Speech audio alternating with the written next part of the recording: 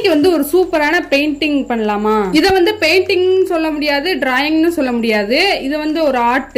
கடைசி வரைக்கும் பாருங்க, அவ்வளவு சூப்பரா இருந்துச்சு. அதுக்கு முன்னாடி ட்ரையல் பாத்துக்கிறேன். ஸ்டார்ட் பண்றதுக்கு முன்னாடி நான் இந்த மாதிரி பெயிண்ட் அடிச்சு மேல எழுதி பார்த்தேன். ஆக்ரிலிக் பெயிண்ட்ல வந்து ஒழுங்காவே எழுதல, ஏன்னா அது வந்து காயல.